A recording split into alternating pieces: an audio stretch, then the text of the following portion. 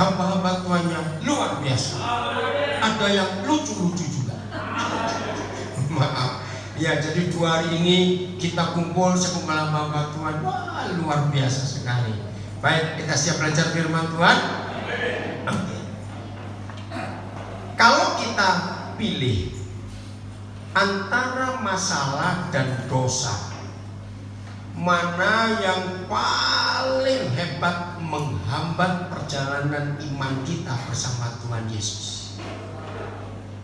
Ayo, antara masalah dengan dosa, mana yang paling menghambat perjalanan iman kita berjalan dengan Bapa di surga? Bukan.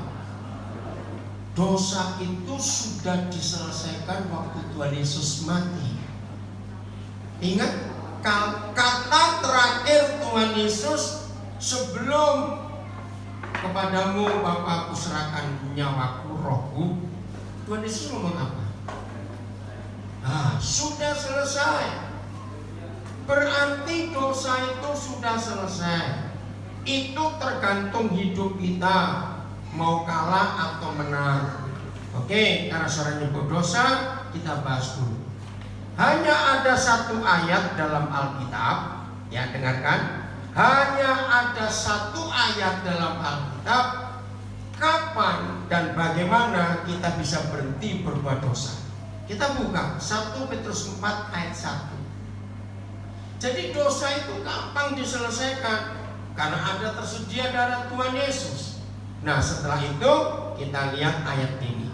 1 Petrus 4 ayat 1. Inilah satu-satunya ayat dalam Alkitab kapan kita berhenti berbuat dosa. Sudah? Ayo kita baca sama-sama. 1, 2, 3. Jadi karena siapa? Tuhan Yesus Kristus telah apa? Menderita secara badani, fisik.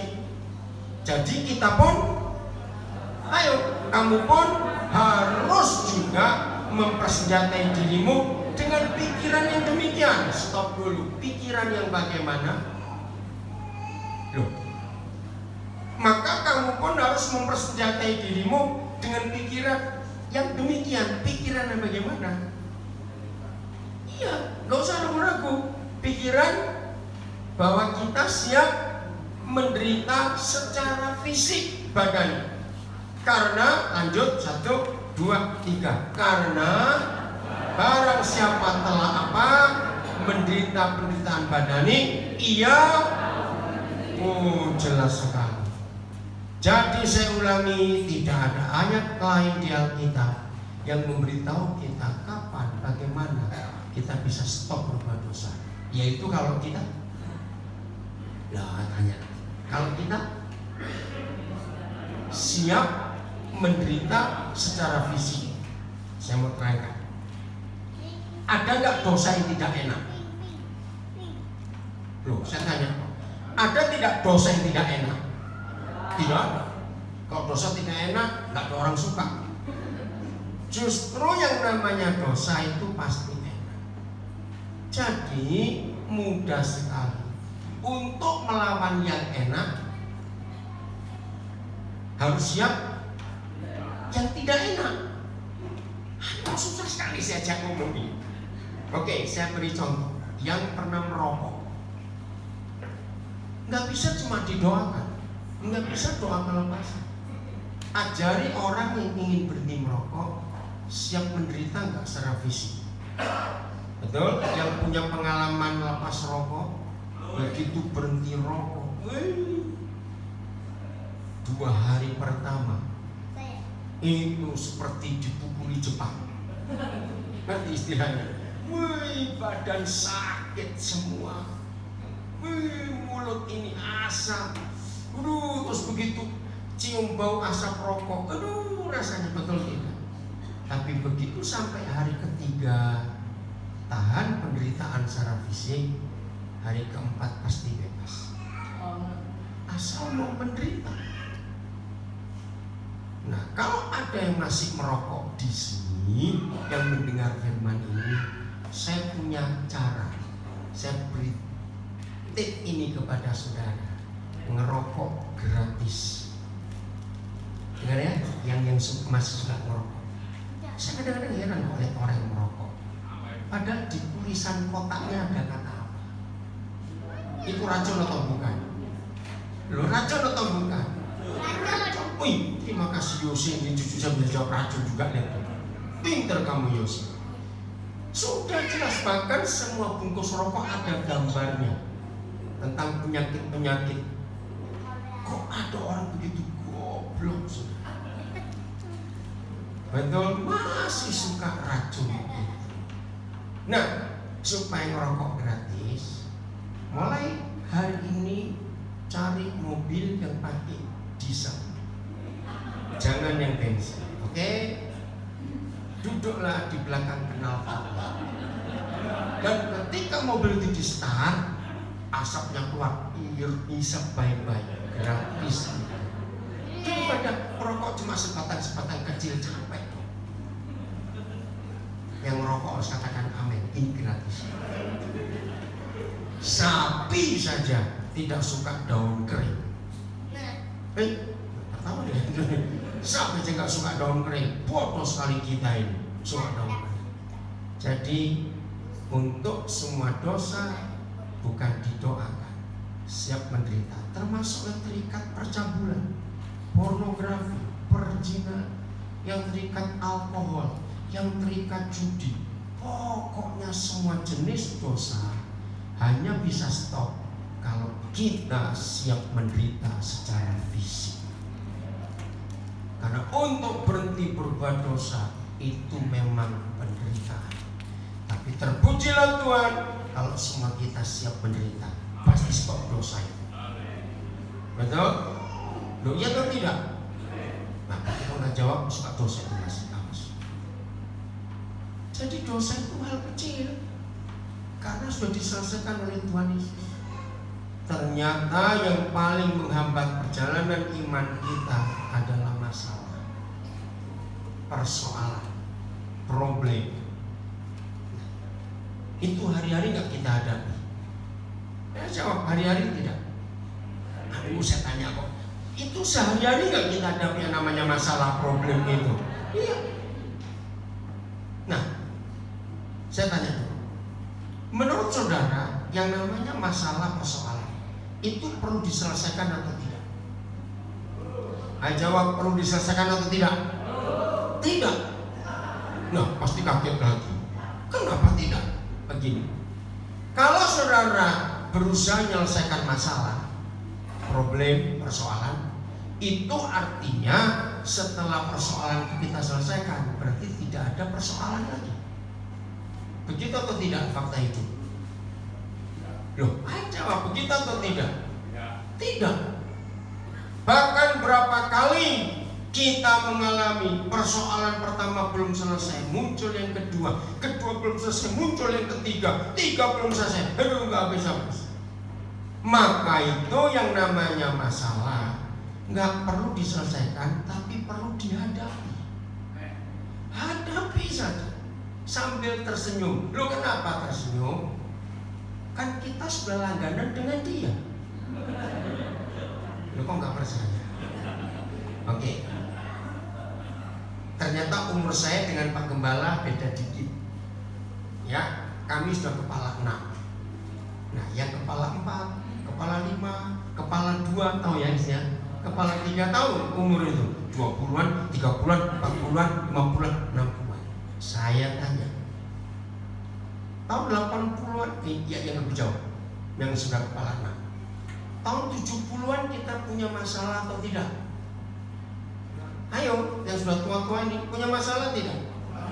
Ayo, banyak, betul, banyak. Yang umurnya 40-an, 50-an, tahun 80-an, saudara punya masalah tidak? Ada. Tahun 90-an ada masalah? Ada. Tahun 2000-an ada masalah? Ada. 2010-an ada masalah? Ada. Semua manusia di dunia pasti punya masalah, maupun presiden, raja. Loh, saya tanya, iya tidak? Gubernur, bupati punya masalah tidak? Nah, ini loh logikanya. Jadi tanpa Tuhan sekalipun, orang yang tidak percaya Tuhan dengan komunis, ateis dan sejenisnya. Mereka semua pernah menghadapi masalah-masalah seperti kita hadapi atau tidak? Lu jawab dulu, pernah atau tidak? Pernah. Dengarkan, ini penting. Berarti semua kita ini orang-orang hebat tidak? Lu kok gak percaya? Karena sepanjang hidup kita yang namanya masalah gak pernah berhenti. Coba saya tanya, yang rajin berdoa sekalipun tetap punya masalah tidak? Yang aktif pelayanan pun tetap punya masalah tidak? Maka itu kita ini orang-orang hebat, sebab kita sudah pernah lolos dari masalah-masalah tahun 70-an, 80-an, 90-an, 2000-an, 2010-an. Loh kok enggak jawab ya atau tidak? Ya sudah. Maka itu kalau dia datang lagi harusnya, oh kamu lagi, kenal aku. Enggak amin. Betul? Sudah hal biasa. Yang namanya masalah itu biasa. Amin. Sebab itu makanan harian kita. Nah, cuma satu yang amin. Berarti kita orang-orang hebat tidak? Hebat. Masalah-masalah kita yang begitu banyak di belakang selesai. Dan buktinya lihat. Coba lihat kiri kanan. Ada yang kelihatan punya masalah? Cantik-cantik, cakep-cakep begini. Coba lihat boleh, coba. Keren-keren nggak hari ini? Loh, keren-keren nggak ditanya apa? Ya sudah. Maka itu kalau besok-besok dia datang lagi, kita jawabnya bagaimana? Ya kamu lagi. Kenal aku. Betul? Karena begitu kita menyelesaikan masalah, saudara, waktu itu habis, energi habis. Yang paling penting biaya telepon mahal. Kan masih telepon beresin masalah. Loh, ya atau tidak? Makanya kalau ada masalah hadapi saja. Sudah biasa. Amin lagi. Oke, 1 Korintus 6 ayat 7.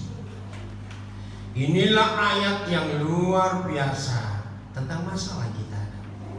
1 Korintus 6 ayat 7. Termasuk suami istri. Dengarin, termasuk suami istri. Dengar ya. 1 Korintus 6 ayat 7. Jadi masalah-masalah dalam rumah tangga kita itu hadapi saja, nggak usah diselesaikan. Nggak ada yang ngamen. Karena besok-besok dia datang lagi masalahnya. Betul? Maka itu waktu saya kumpulkan semua ayat dalam Alkitab, kemarin kita belajar toh, jangan coba menikah cari yang cocok. Kalau ada orang memaksa nikah dapat yang cocok, Tuhan bilang kawinlah dengan mayat. Nah itu dia. Maka itu anak-anak muda yang sampai bulan September 2017 kamu sudah pacaran 19 kali, putus terus. Saya sarankan jangan cari yang ke-20. Nggak akan ketemu yang cocok. Betul, betul tidak? Nggak mungkin.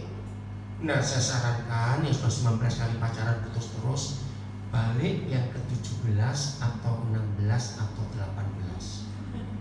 Jangan balik yang ke nomor 1. Sudah punya anak nungguin kamu kelamaan. Setuju saya ngomong ini? Ya sudah, karena nggak ada yang cocok. Betul? Maka itu masih ingat apa harta terpenting dalam rumah tangga yang Tuhan beri? Woi pintar semua, mengampuni. Jadi ketika ada masalah di pernikahan kita, itu nggak perlu diselesaikan, ampuni saja. Kalau kita menyelesaikan masalah pernikahan kita, jadi panjang juga.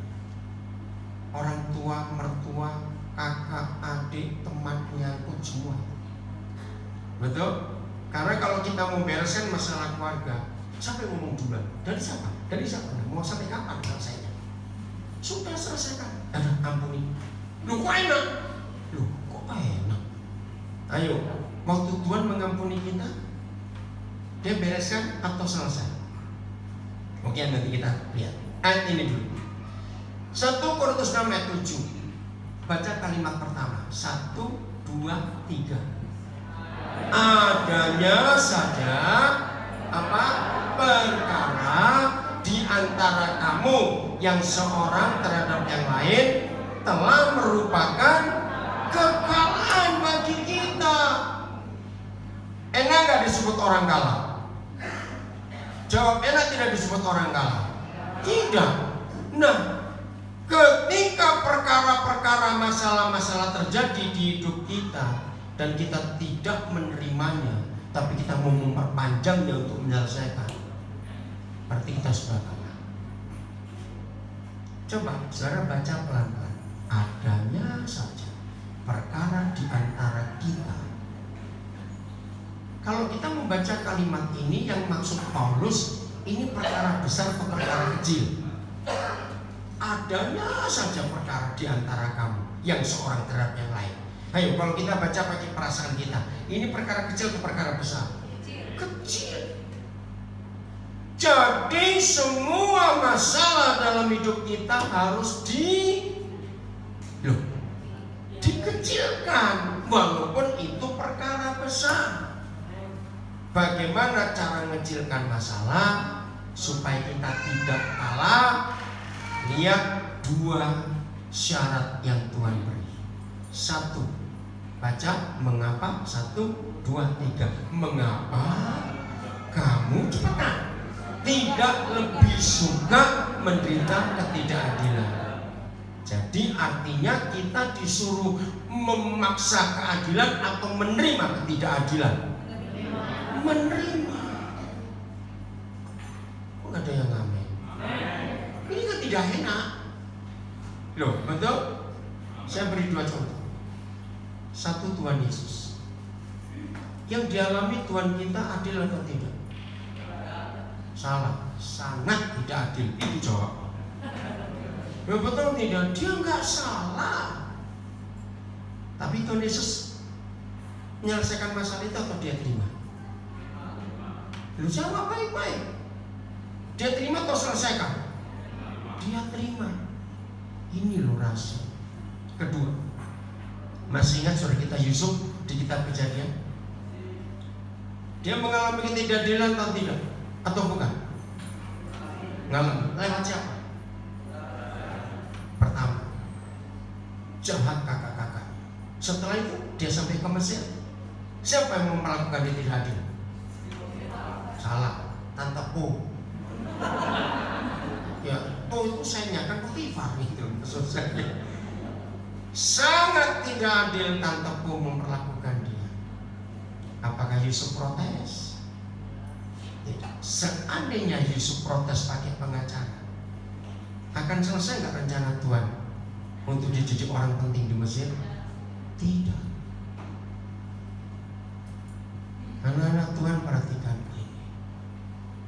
Pak, masalah hadapi saja, nggak usah diselesaikan. Nggak ada yang ngamen lagi. Hadapi saja, nanti kan selesai sendiri. Istilahnya, ayo kita dengan si dia. Siapa si dia di sini? Masalah, ya, antara kita dengan si dia, ajak kuat-kuatan. Ngerti nggak maksudnya ajak kuat-kuatan? Apa? Apa artinya antara kita dengan si dia, yaitu masalah ajak kuat-kuatan? Artinya bagaimana? Iya, siapa yang menang? Yusuf jadi pemenang karena dia tidak pernah membela, tidak pernah protes, tidak pernah nuntut keadilan.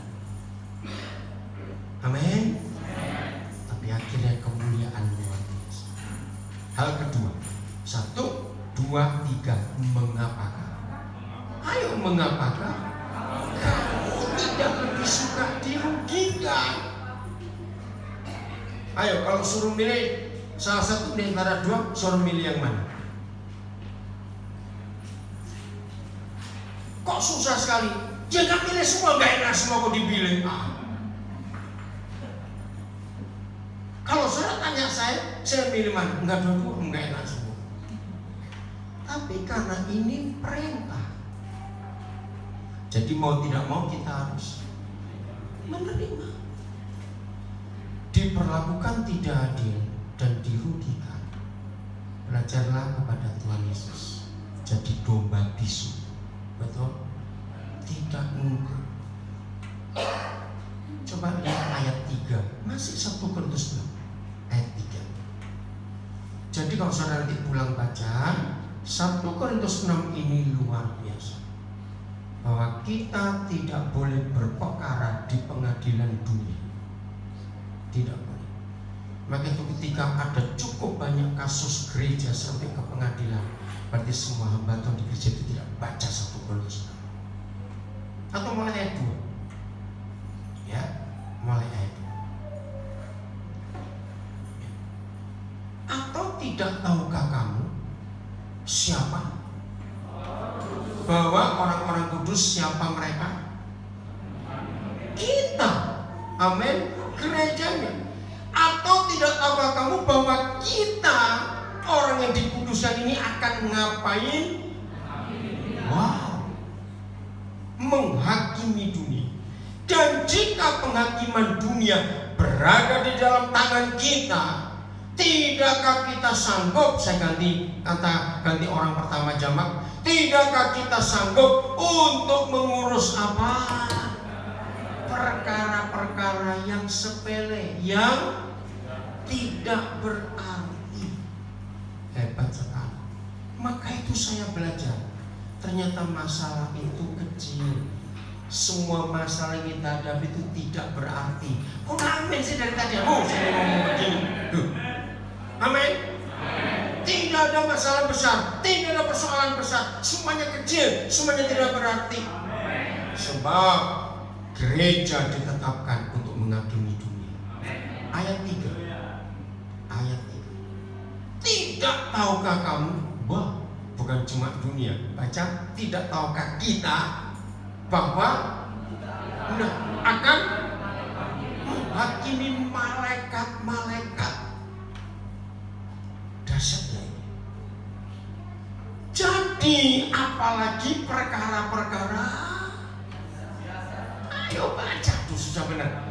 Perkara-perkara biasa dalam hidup kita sehari-hari. Berapa kali kita melihat perkara biasa kecil, nggak ada yang besar masalah itu. Sebab dari dulu ya begitu cara dia kerja. Kan kita sudah latihan dari tahun 70-an, 80-an, 90-an. Mereka kan ada terus bukan? Mana mereka pernah absen ganggu kita? Kok nggak jawab? Ada nggak perkara-perkara persoalan itu absen dan ganggu kita? Tidak. Maka itu kalau hari-hari mereka datang, sudah biasa. Toh kamu latih.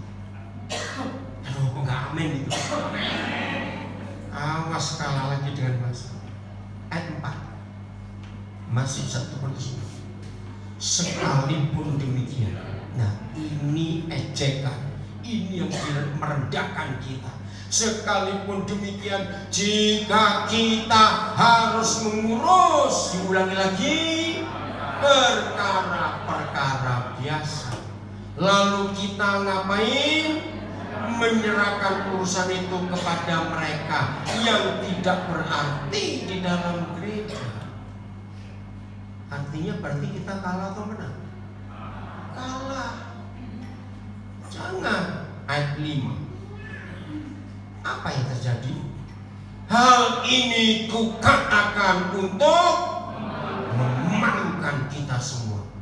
Tidak adakah seorang di antara kamu yang berhikmat, yang dapat mengurus perkara-perkara dari saudara-saudaranya sendiri? Ayat 6. Ya. Adakah saudara yang satu mencari keadilan terhadap saudara yang lain? Dan ini yang memalukan, justru kepada pengadilan orang tidak percaya. Jangan. Jadi perkara apa saja ampuni. Udah. Tapi kan itu rumah saya diambil, nggak apa-apa. Kan Yesus bilang, kalau ada orang minta bajumu, kasih jubamu. Amin.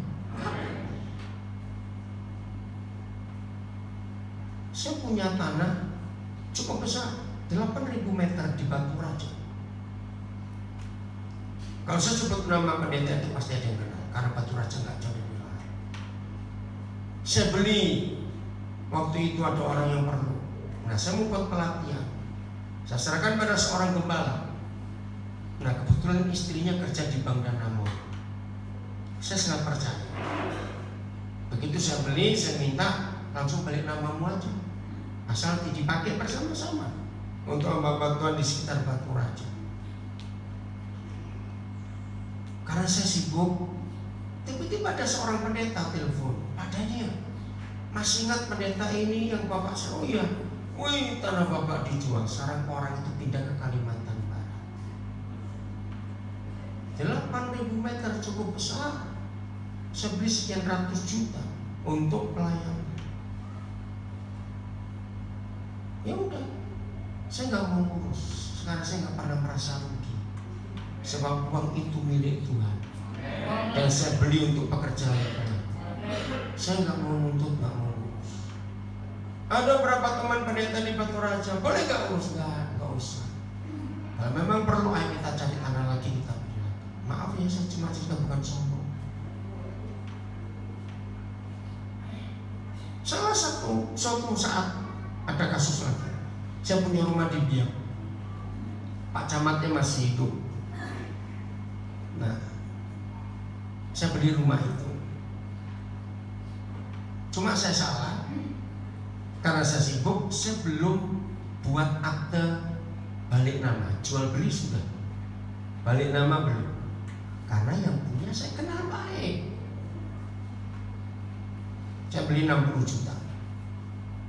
Kira-kira 5 tahun kemudian Pak Camat itu nelfon saya.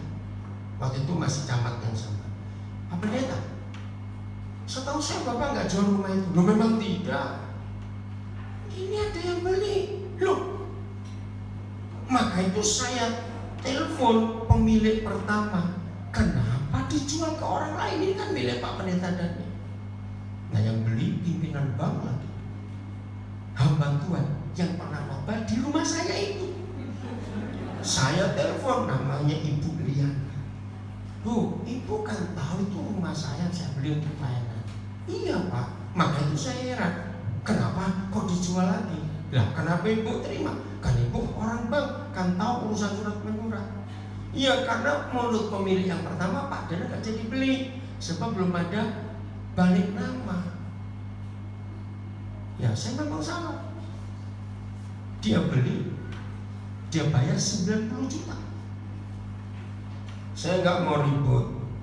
Nah, si pimpinan bank itu pun juga nggak mau rugi. Jadi saya bayar lagi rumah saya sendiri 90 juta. Saya nggak mau ribut. Wah, kasus itu ramai di kota Biak di Papua. Karena orang lihat kasus ini, malu itu pimpinan bank ini. Ngerti? Kalau saudara dengar cerita ini, saudara mikir apa? Saya berusaha hidup untuk menuruti firman Tuhan. Pak Camat itu bilang, Pak Pendeta, ini pidana bukan perdata. Saya bilang, Pak Camat, namanya Yohanes Supakoa, saya percaya firman ini. Saya tidak mau cari pengadilan dengan orang di luar Tuhan. Saya relakan. Dan buktinya sampai hari saya tetap diberkati luar biasa. Tetap. Karena saya melakukan firman ini. Maka itu saya nggak pernah menyelesaikan masalah, saya hadapi. Karena selesai nggak selesai, dia datang lagi kok. Enggak, amin. Mau menang atas masalah supaya tidak menghambat perjalanan iman kita? Ya sudah, begitu saja, nggak usah repot-repot. Kemarin hari Jumat tanggal 22 saya ke Singapura. Kami rombongan 5 orang.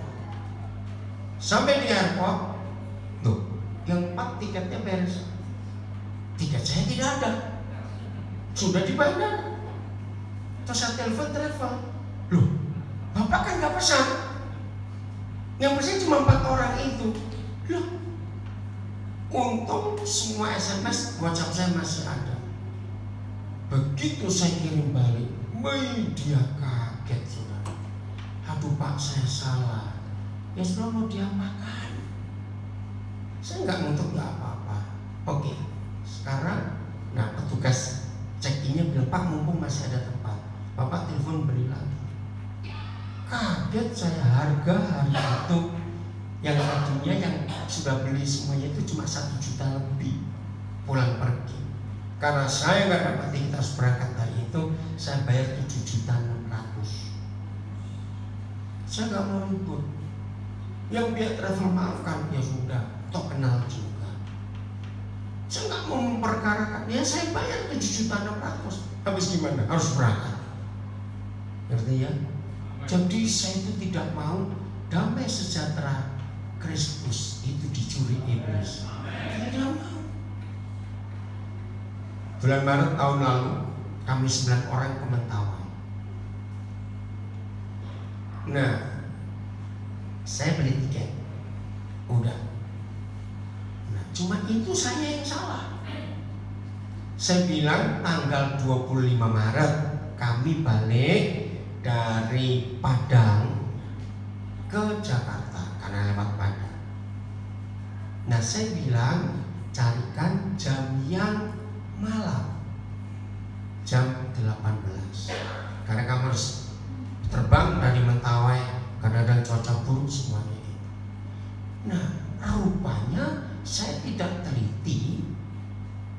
Mereka tulis jam 6 pagi Padang Jakarta. Nah, saya tahunya tanggal 24 malam. Baru saya lihat lagi, ya ampun, ini salah. Wah, tim saya panik. Ngapain panik? Tenang saja. Hangus 9 tiket itu. Karena harusnya berangkat 25 pagi jam 6. Ya mana bisa 24 malam masih di Mentawai. Naik kapal pun gak sampai. Rugi. Karena naik layang tiket itu hangus. Saya tidak mau dicuri damai sejahtera saya. Ya saya banyak. Nah, hidup seperti ini, setan itu yang sakit hati. Kenapa setan sakit hati pada saya? Ayo jawab, kenapa setan sakit hati pada saya? Betul, saya nggak pernah terpengaruh dengan uang. Jadi saya sering mengalami kerugian, baik karena orang lain maupun kesalahan sendiri. Saya terima saja. Uang bisa dicari kapan-kapan kok. Daripada damai sejahtera dicuri. Itu enggak tak ternilai damai sejahtera. Bu, istri saya juga kaget karena dia sampai berkata, aku ikut salah. Kenapa ada ikut Mentawai? Ya karena aku juga nggak teliti. Sudah nggak ada yang disalahkan. Ayo tidur. Saya begitu. Urusan besok. Udah kan gampang. Amin. Maka itu berbahagialah setiap kita kalau bisa membuat sakit hati setan.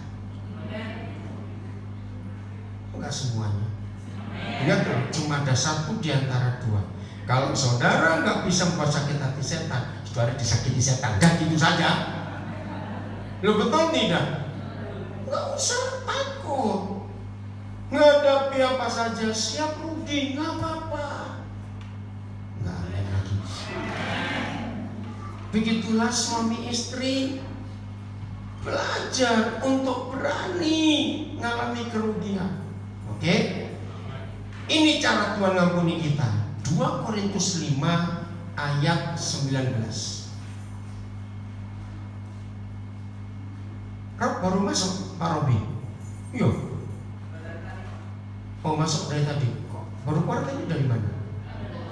Apa? Oh, yang punya udah denger ya. Ini penting. Lihat ini. Bagaimana cara Papa mengampuni kita, menyelesaikan masalah kita. Sebab Tuhan mendamaikan dunia dengan dirinya oleh Kristus. Dengan tidak memperhitungkan pelanggaran kita. Ganti kita, karena ini memang tentang kita. Ia telah mempercayakan berita pendamaian itu kepada kita sekarang, kepada kami. Ini cara yang luar biasa.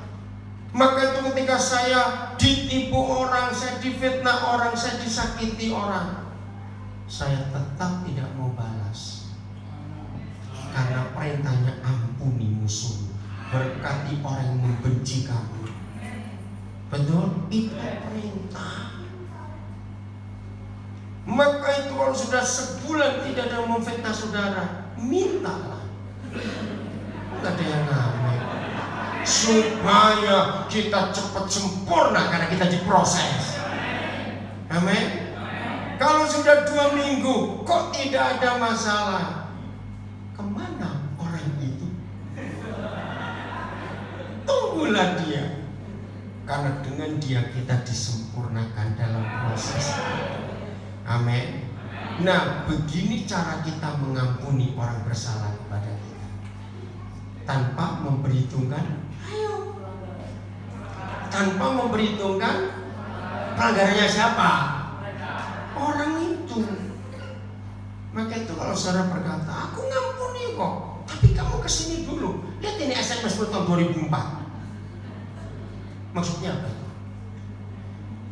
Maksudnya apa? Nah, masih diperhitungkan yang dulu.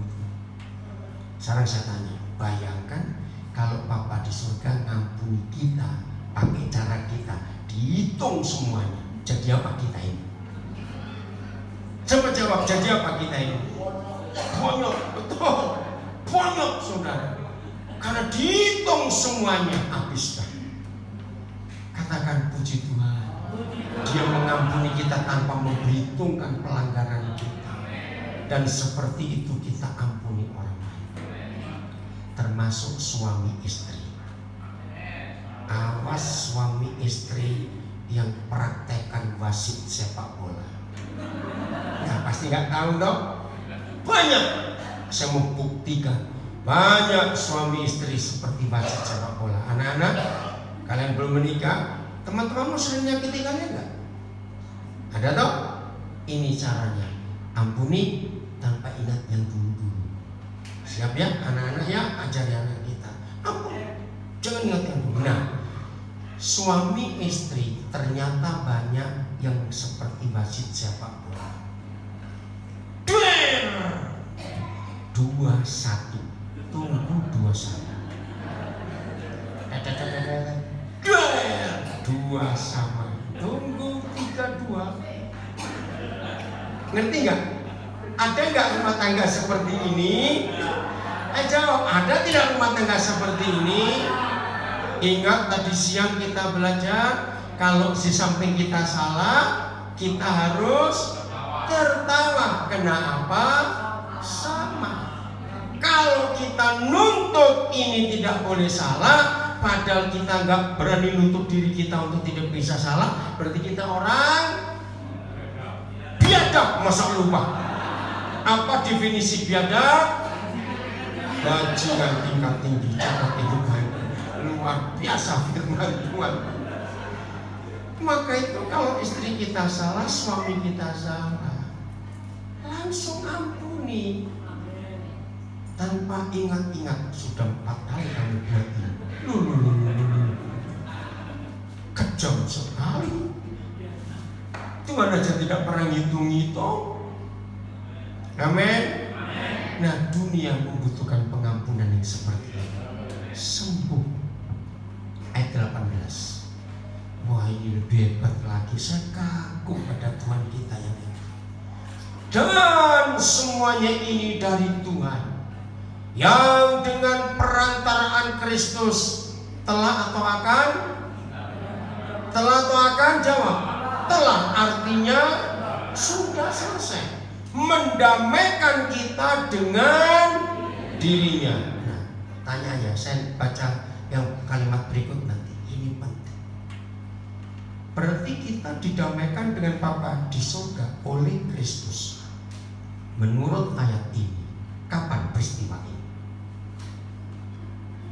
2000 tahun yang lalu.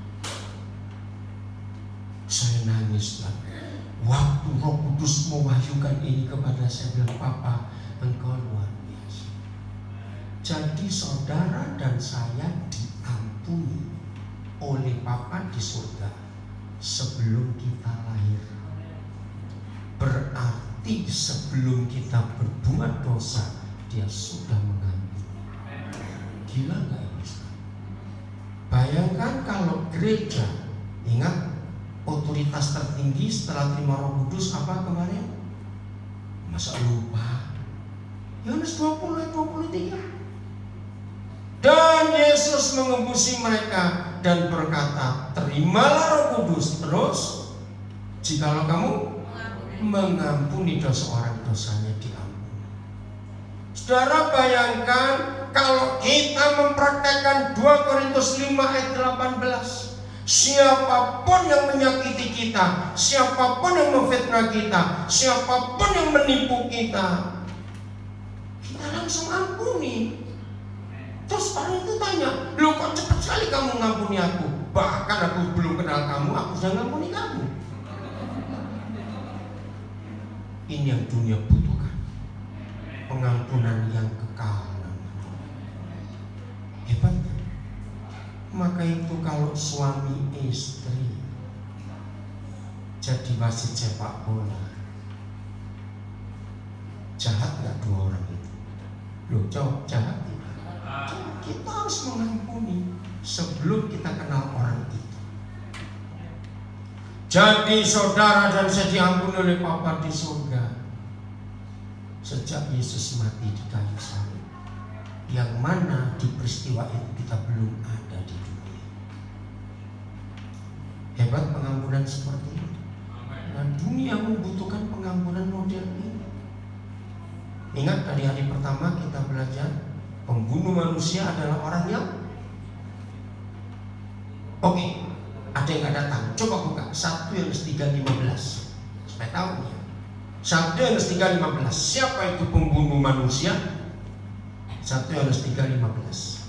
Oh, stop dulu, jangan diganti. Saya belum selesai. Setelah Dia mengampuni kita sejak Yesus mati, maka kalimat terakhir, dan yang telah mempercayakan pelayanan pendamaian itu kepada kita.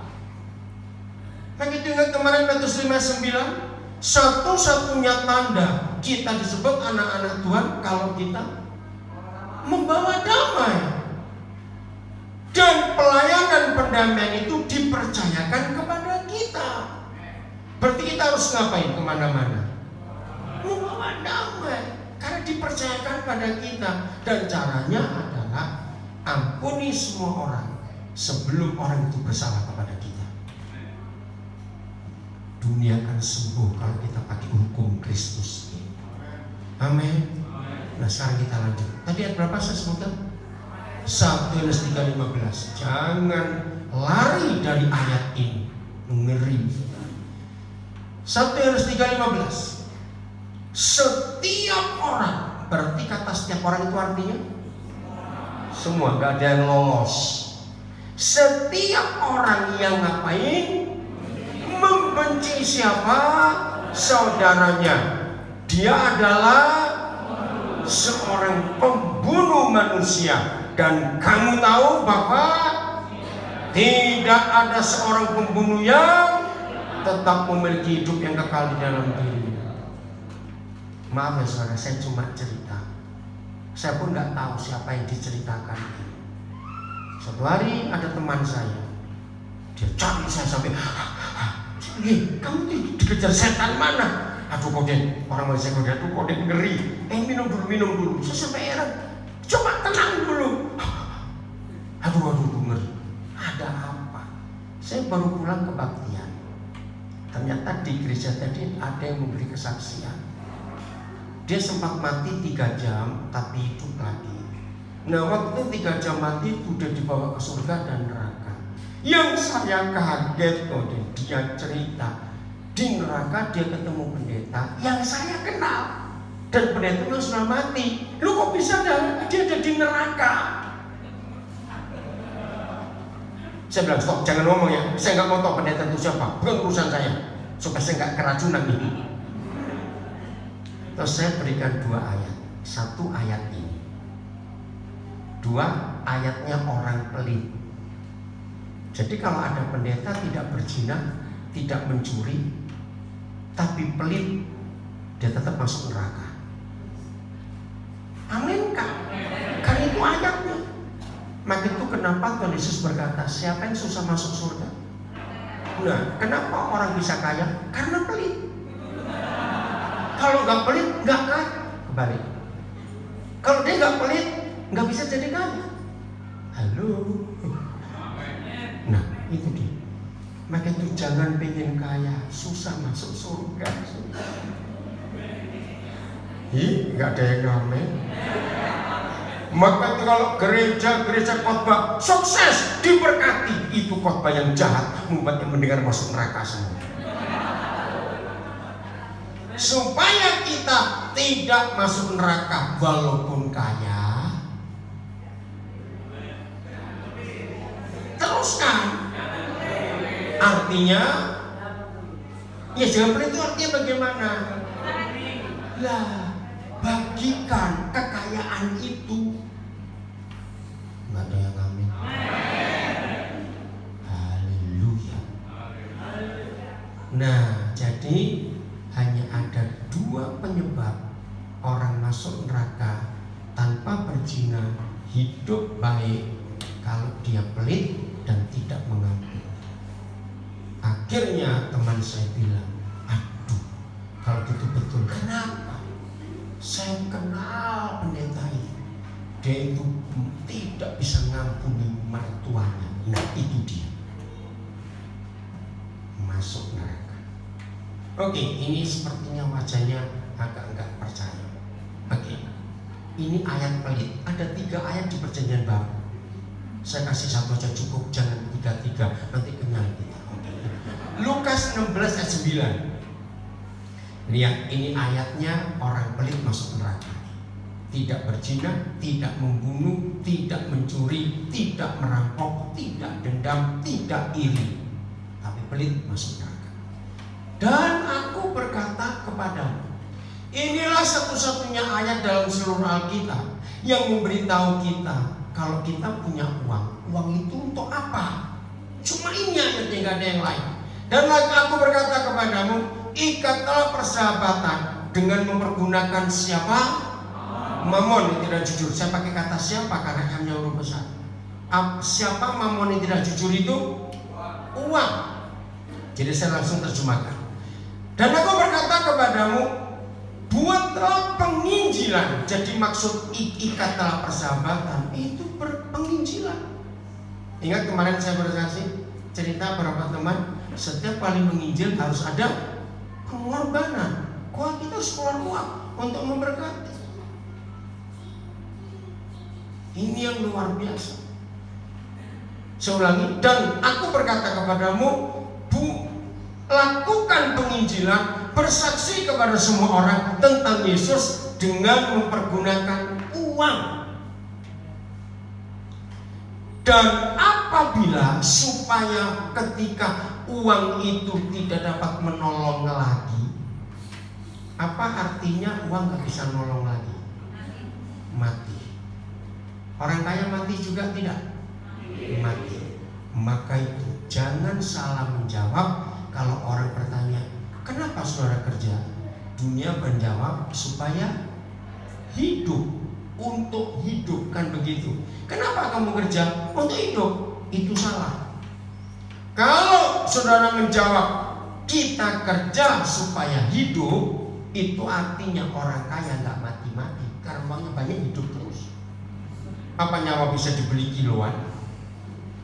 Lo jawab, tidak. Apa yang terjadi pada orang yang punya uang dan selama dia hidup menggunakan uangnya untuk pekerjaan Tuhan dan penginjilan, maka kita diterima. Diterima di mana? Dalam kemah abadi. Mana itu kemah abadi? Surga. Saya akan baca dengan cara yang benar.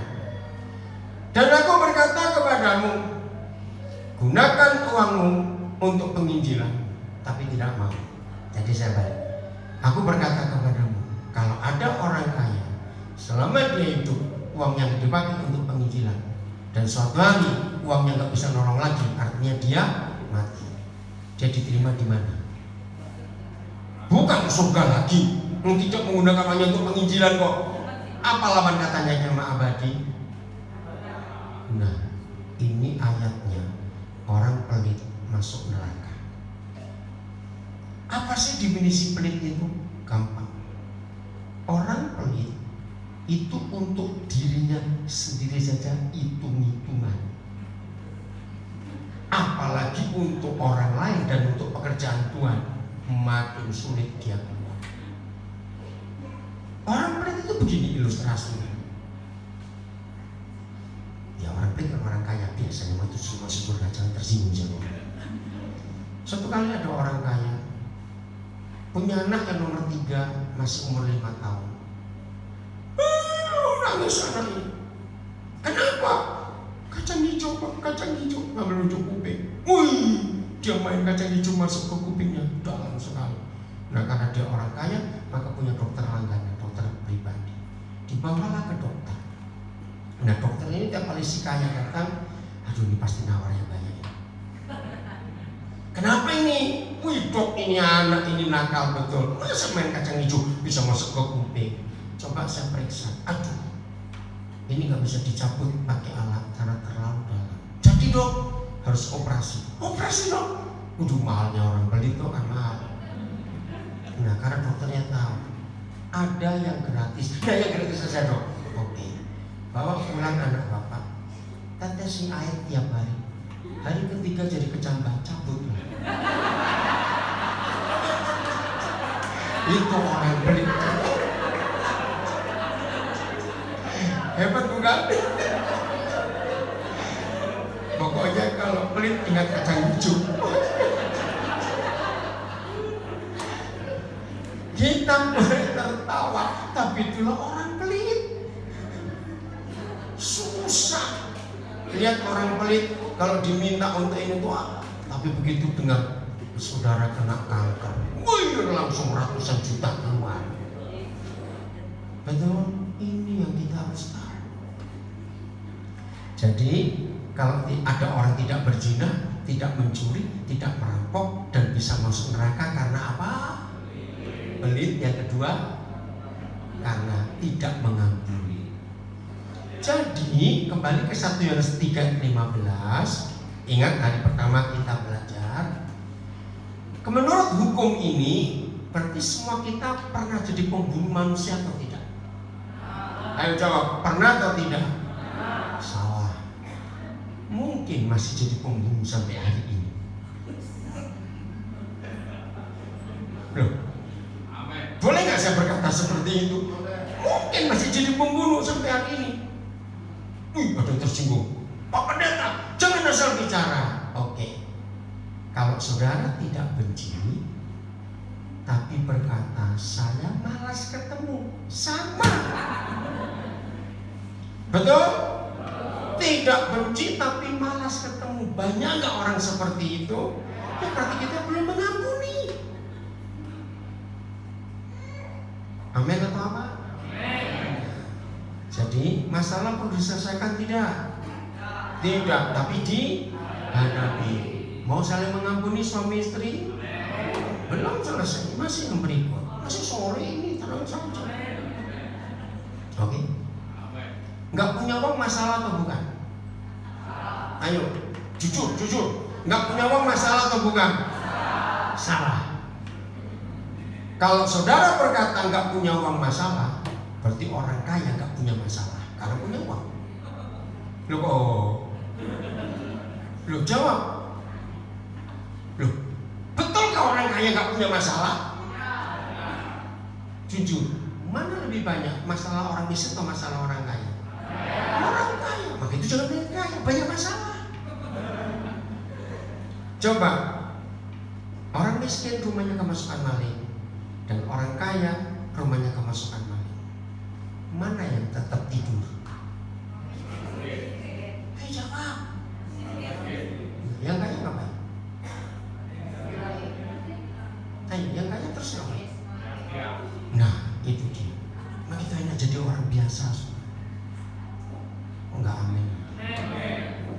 Maka itu saya marah kepada anak-anak Tuhan yang doanya gini, Tuhan kami mau pergi, tolong jaga rumah kami. Itu kurang ajar saudara.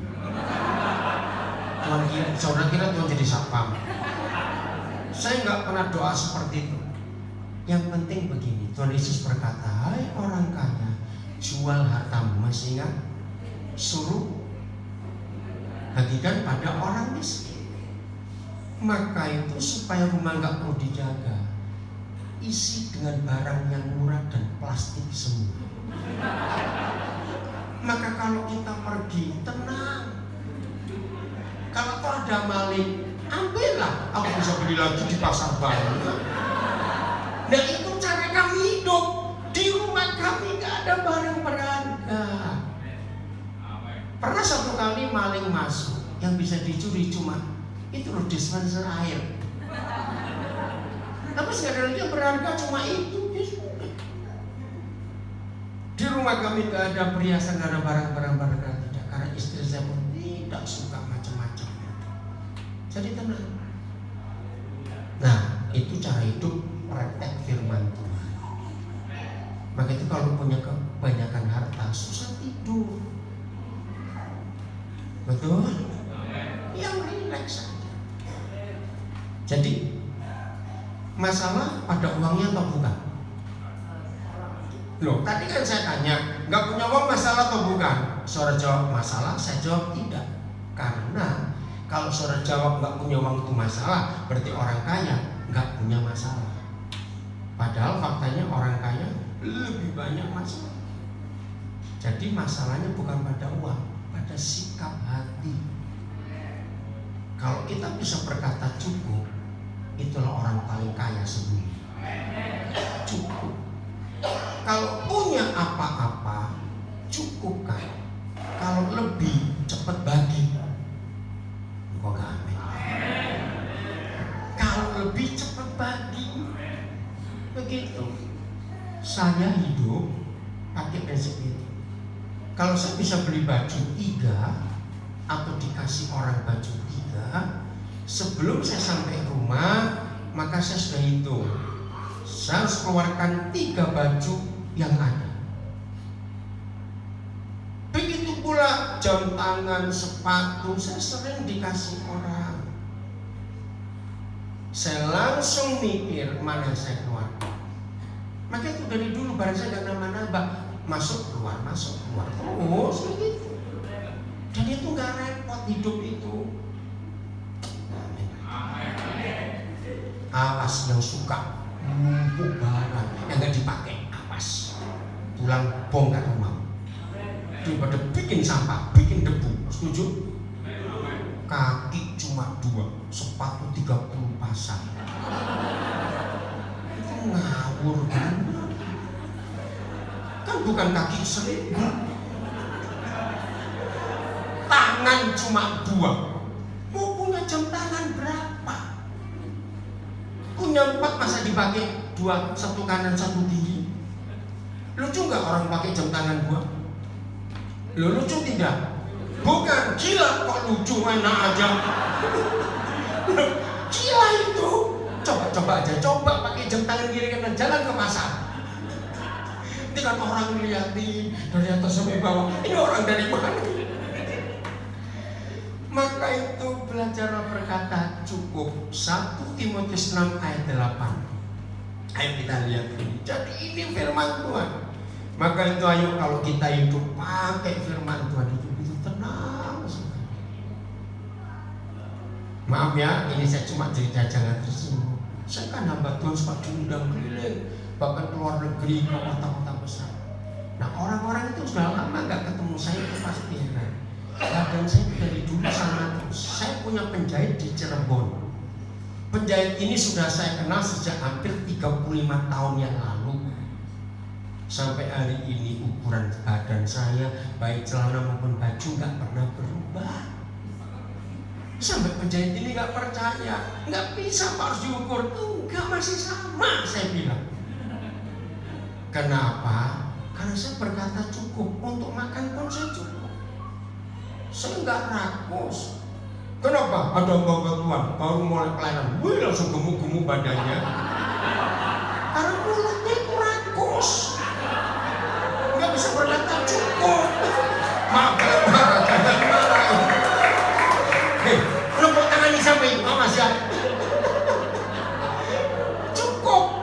Lihat ini, mana 1 Timotius 6 ayat 8. Oke. Buka ayat ini, gak apa-apa.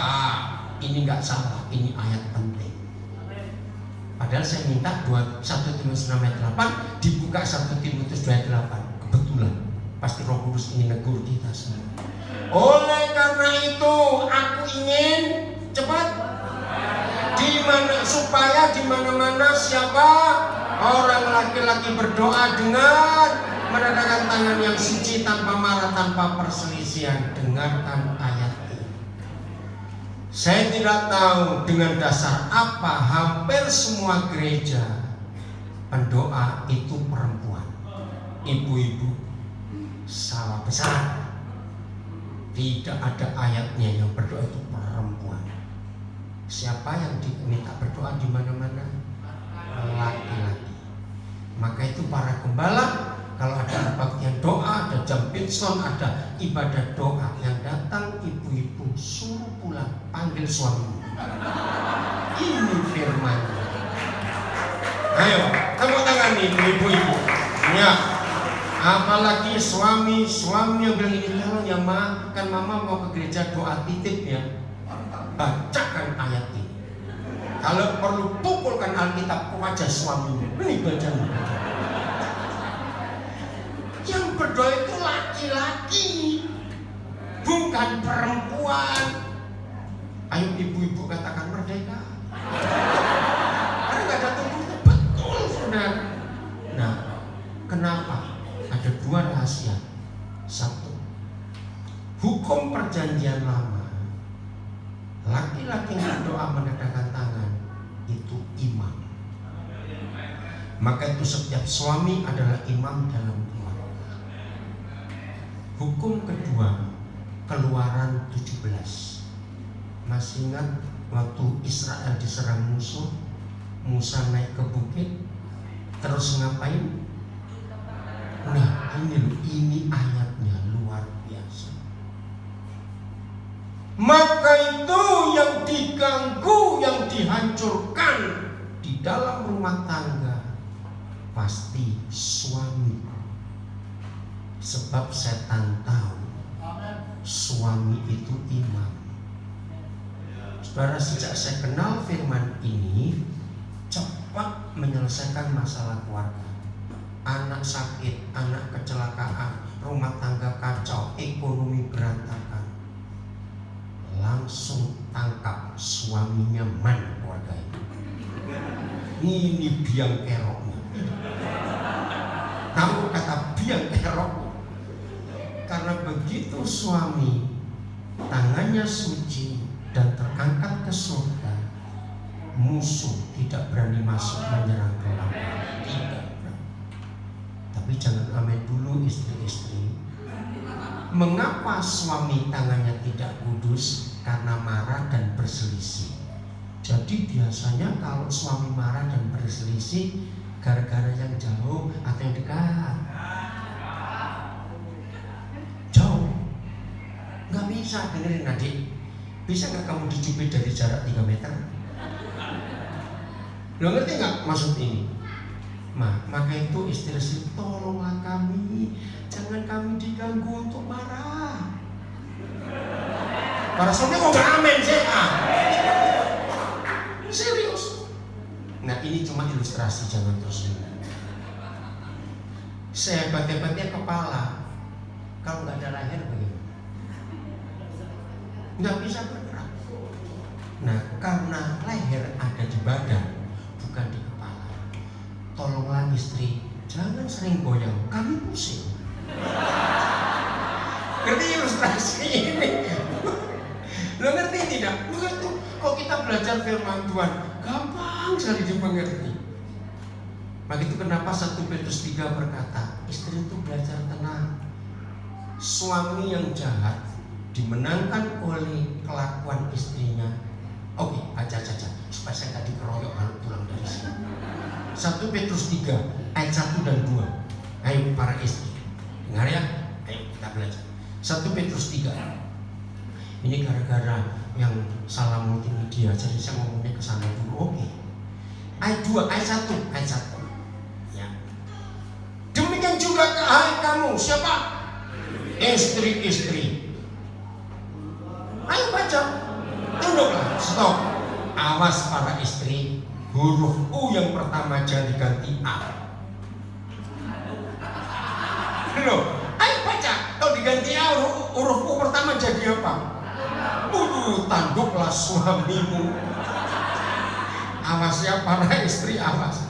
Oh, ini 1 Petrus 3 ini ayat tentang suami, luar biasa. Demikian juga kamu hai istri-istri, tunduklah kepada suamimu, supaya jika ada di antara suami-suami yang tidak taat kepada firman, mereka juga tanpa perkataan dimenangkan oleh kelakuan istrinya.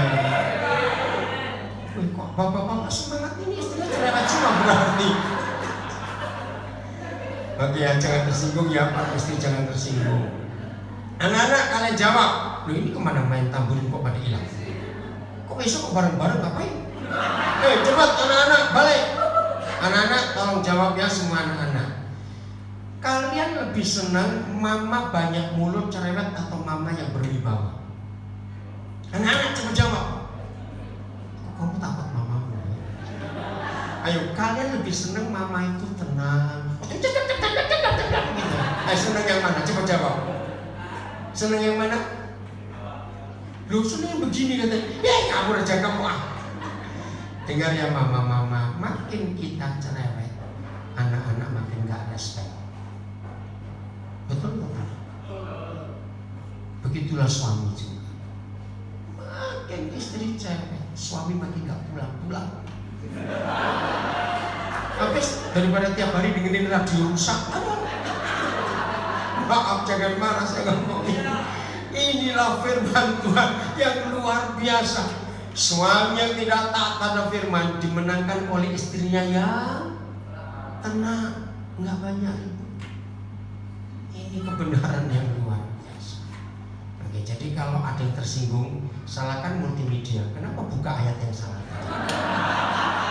Saya minta 1 Timotius 6 ayat 8 dikasih 1 Timotius 2 ayat 8. Ya udah, ngomong lagi dikit soal suami istri ini menarik sekali.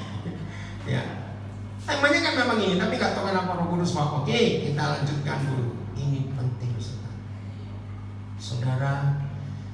Tidak ada pernikahan yang aman, nggak ada, betul. Pasti akan ada masalah. Maka itu Tuhan memberi kita harta apa? Mengampuni. Efesus 4 ayat 26. Cepat-cepat karena waktunya. Oh, masih sore. Saya pakai jam India, baru 6:30 di India. Ya, jadi masih sore 6:30. Ya, ayo. Loh, bukan ini 26. Ayat 26, bukan ayat 6. Oh, kenapa dia nangis? Jangan keluar ya, di situ aja ya, jangan keluar di situ aja. Buka pintunya nggak apa-apa, buka pintunya. Ya, buka pintu. Ay, kenapa? Ya, sudah stop situ aja ya, jangan keluar. Apabila kamu menjadi marah, berarti ini boleh marah atau tidak? Nah, ini yang saya kaget. Ayat ini hanya untuk suami istri. Jadi suami istri itu boleh marah. Maka itu yang pengen marah tapi belum menikah tidak boleh marah. Menikahlah dulu, silakan marah. Itu arti ayat ini. Apabila kamu menjadi marah, janganlah berbuat dosa. Kapan? Bagaimana marah tidak berdosa? Janganlah terus matahari terbenam sebelum padam amarahmu. Ini hanya untuk suami istri. Gara-gara ayat ini saya bertemu 2 master psikologi. Satu lulusan Maranatha Bandung, yang kedua lulusan Sugiyor Pranoto Katolik yang ada di Semarang. Dua-dua master. Kami diskusi. Nah, mereka kaget. Ternyata di Alkitab ada firman seperti ini. Di dalam ilmu jiwa, dalam psikologi, orang yang marah tidak dilampiaskan itu jadi penyakit. Betul ya?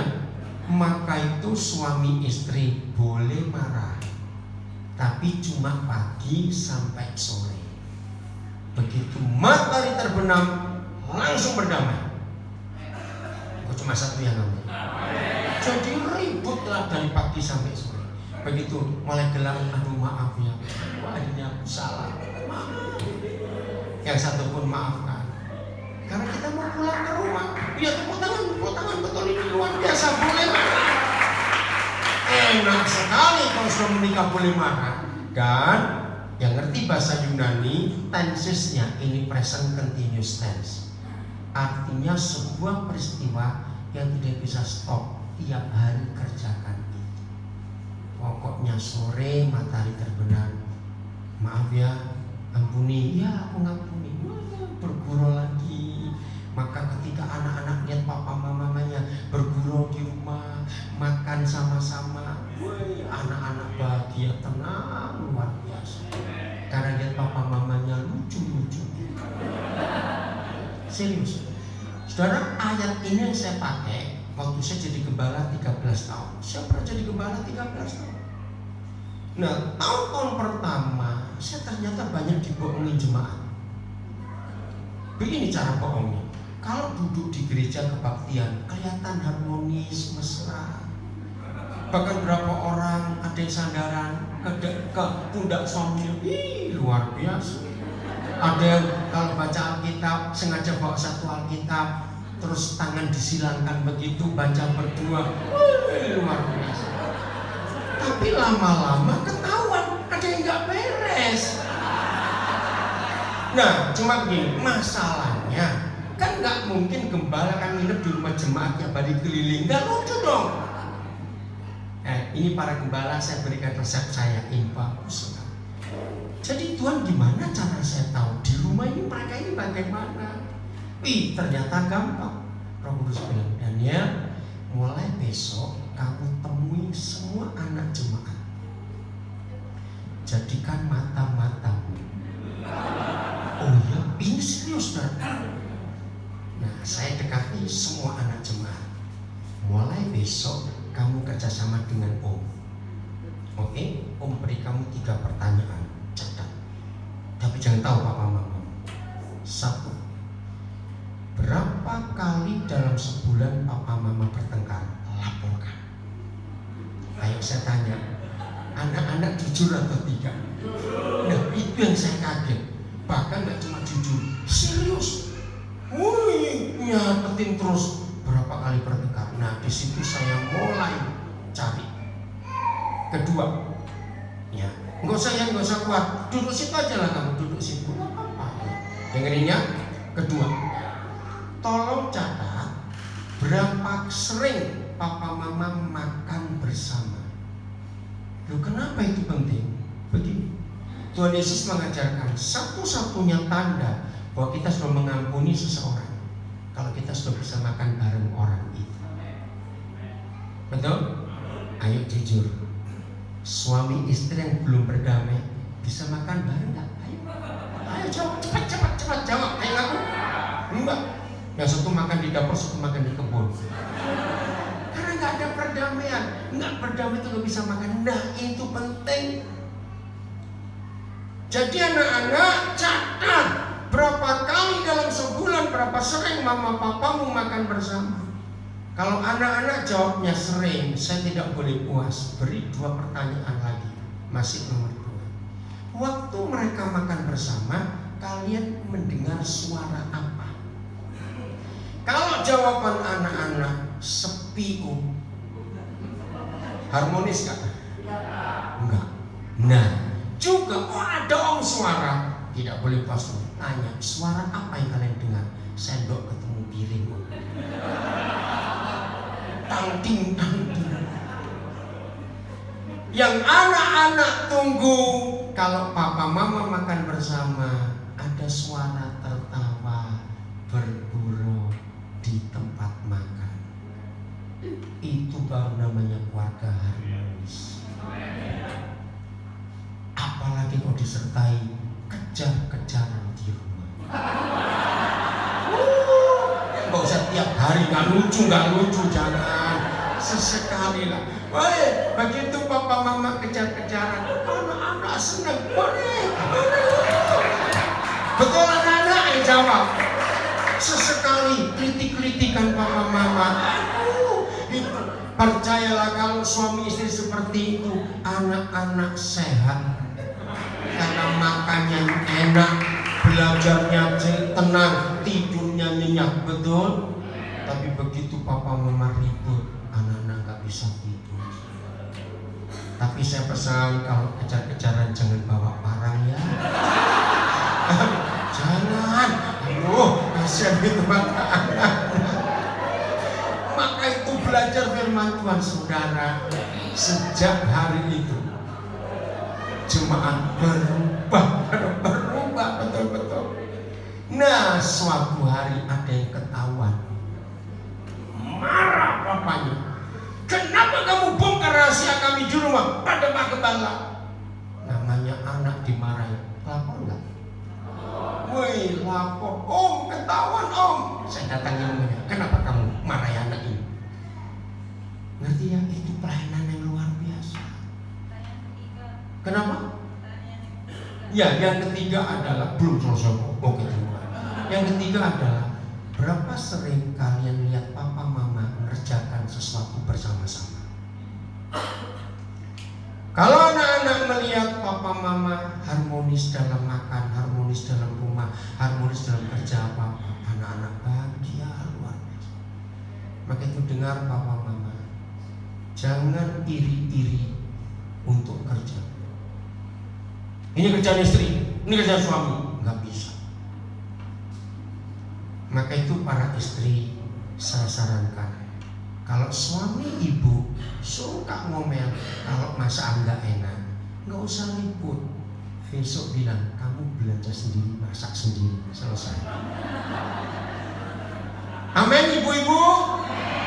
Bapak-bapak tahu rasanya.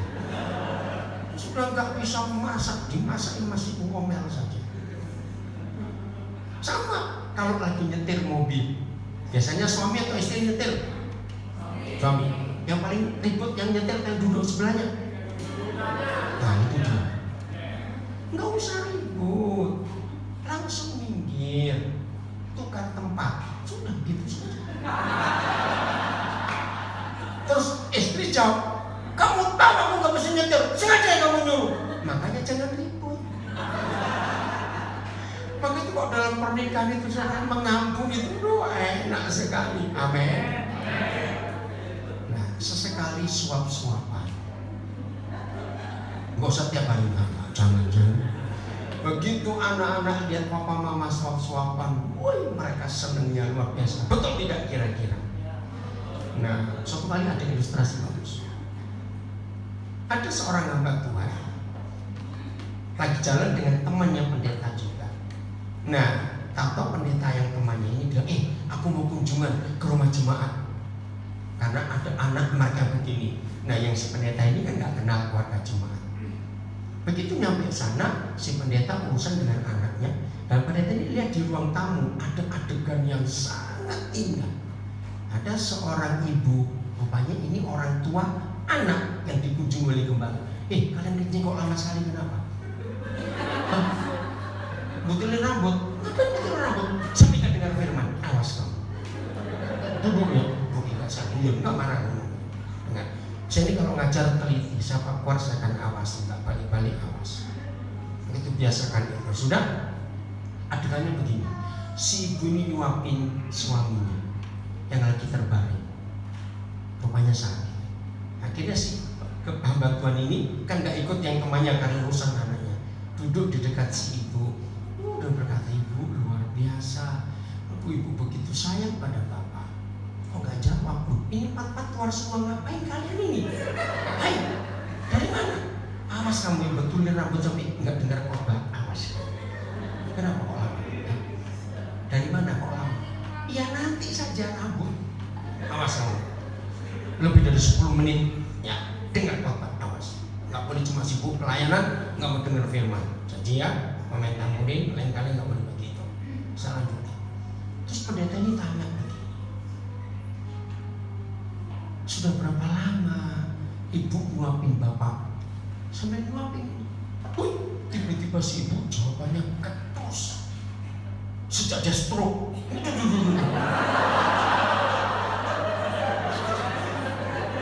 Ini harmonis atau tidak? Nah, itu dia. Awas ya suami istri, ayo mulai dari sekarang. Sesekali lah, sebulan, 2 bulan sekali, suap-suapan supaya anak-anak melihat. Itu kebahagiaan mereka. Amin. Jadi gembala-gembala, ini cara ngecek jemaat ini harmonis di rumah atau tidak. Panggil anak-anaknya, jadikan mata-mata. Udah? Jadi kalau matahari terbenam kita belum berdamai. Ngeri. Lihat ayat 27. Lihat ayat 27. Lihat ini ngeri. Ayo baca sama-sama. 1, 2, 3. Dan janganlah beri kesempatan kepada iblis. Apa kata lain memberi kesempatan? Peluang, waktu, bukan. Oke. Ini kan urutannya ayat 26. Kalau matahari terbenam, kita belum berdamai.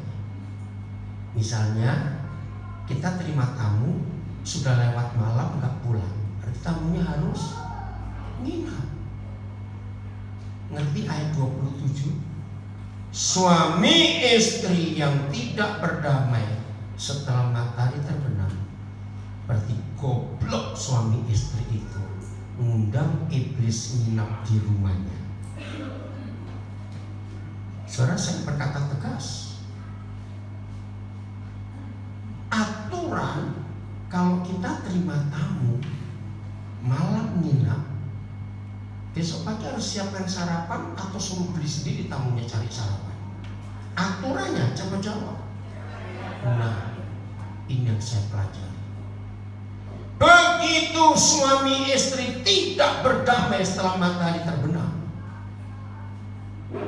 cukup 1 kali matahari terbenam dan tidak berdamai, setan nginap di rumah keluarga itu. Dan karena mereka nginap perlu makan. Catat, makanan setan yang kita undang nginap di rumah karena kita tidak mau mengampuni suami istri. Lauk pauk setan adalah anak-anak kita. Saya mau buktikan di Lahap ini. Semua suami istri yang sudah berapa kali matahari terbenam tidak berdamai, maaf, anak-anaknya hampir gak ada yang benar. Jawab ya atau tidak? Maka itu ketika papa mama mengeluh, kenapa anak-anaknya begini, periksa dirimu papa mama. Karena kau tidak mau mengampuni seberapa ratus kali matahari terbenam. Hari ini jangan goblok lagi mengundang setan nginap dan engkau memberi makan mereka anak-anakmu. Ini firman Tuhan. Demi gengsi, demi harga diri, suami istri sulit berdamai. Serius. Maka itu tiap kali ada keluarga ngeluh tentang anak-anaknya, saya nggak perlu panjang-panjang, baca firman ini, renungkan. Kenapa anak-anak berantakan? Karena kita yang goblok. Lebih baik undang bupati untuk nginap. Loh, betul tidak? Pas dapat proyek ngundang kok setan, goblok betul kamu. Betul?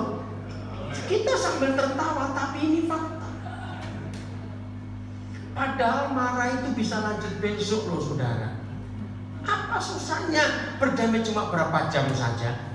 Jadi begini, setelah matahari terbenam, dua-dua sorry ya, aku salah, maaf ya, peluk, kelitik-kelitikan, makan rame-rame, naik ke tempat tidur dengan pujian luar biasa. Begitu pagi ayam bangun kita. Lanjut, mau apa kamu kemarin? Hah? Enak aja kamu begitu. Nah, itu artinya ayat 26 tadi. Jadi begitu pagi lanjutkan, nggak apa-apa sampai matanya terbenam. Aduh, aku salah lagi, ya ampun ya. Nah terus ada yang tanya kepada saya, sampai kapan? Sampai kamu bosan? Udah gitu saja. Memang gak ada habisnya, terserah. Mau tiap hari lakukan, pokoknya sore berdamai. Ini hebatnya firman Tuhan. Amin. Jadi enak toh menikah, boleh marah, tapi sampai sore saja. Awas tidak. Ayo jangan pergi tidur tanpa berdamai malam. Nanti setan ambil anak-anak kita. Jangan. Oke, bagian terakhir. Kembali yang benar. 1 Timotius 6 ayat 8. Itu tadi salahnya di situ. Sampai lari ke sini. Oke, puji Tuhan. Tuhan baik. Amin. Tuhan baik. 1 Timotius 6 ayat 8. Inilah kata cukup. Ayo cepat. 1 Timotius 6 ayat 8. Asal ada makanan dan pakaian, cukuplah. Titik atau koma? Nah, kenapa titik? Enggak ada lagi. Kalau koma begini, asal ada makanan dan pakaian, cukuplah. Koma, emas 2 kilo, rumah 4, mobil 8. Enggak begini. Titik. Jadi kata cukup kalau kita enggak kelaparan, tidak telanjang. Tapi ada yang tanya kepada saya masalah uang tadi. Nah sekarang padanya, kalau nggak ada uang, katanya nggak masalah. Nah kalau lapar bagaimana? Oh, Roh Kudus punya jawaban. Begini, dengar ya. Mau diikuti silakan, tidak juga terserah. Pada waktu lapar dan nggak punya uang, datanglah ke rumah teman yang baik hati jam makan. Kok tertawa? Ini betul ini. Amin. Tapi jangan tiap hari, jangan dong, nggak tahu malu. Amin. Nah, tapi seandainya sudah datang jam makan ke rumahnya, tidak diajak makan, langsung berkata, oh senasib. Ya sudah, minum air saja, terus pulang. Maka itu hidup dengan Tuhan itu enak sekali. Amin. Tidak ada apa-apa lagi. Betul? Siapa yang memberitahu di Alkitab tidak ada kalau Natal harus punya baju baru? Gak ada ayatnya. Itu cuma satu yang amin. Maka itu kalau Natal penuh malu gak ada baju baru. Siapa bilang? Ayatnya gak ada harus pakai baju baru. Betul? Jadi jangan memaksa apa yang ada. Indah bukan kalau hidup seperti ini? Maka surga akan turun ke dunia. Mau hidup bahagia, saling mengampuni di rumah? Betul? Perkara diselesaikan atau tidak? Hadapi saja. Oke, bagian terakhir. Enggak menikah masalah atau bukan? Masalah. Bukan. Sebab kalau saudara berkata enggak menikah masalah, berarti yang menikah enggak punya masalah. Padahal, nah, maka itu bukan soal menikahnya atau tidak menikah, bukan. Hati kita yang menentukan. Berapa banyak orang tua, papa mama sedih. Kenapa? Aduh, masalah kami berat. Anak kami belum menikah. Saya beritahu. Apakah kalau anak sudah menikah nggak punya masalah? Mantu-mantu lain cerita lagi. Lo betul atau tidak? Maka itu nggak ada masalah dalam hidup ini yang harus kita selesaikan. Hadapi saja bersama dengan Tuhan Yesus. Amin. Tuhan memberkati kita semua. Ayo kita jadi pelaku firman yang benar di hadapan Tuhan. Nah sekarang baru betul jam 9 kurang seperempat karena kita balik ke Indonesia, bukan di India lagi. Ayo pemusik Tuhan.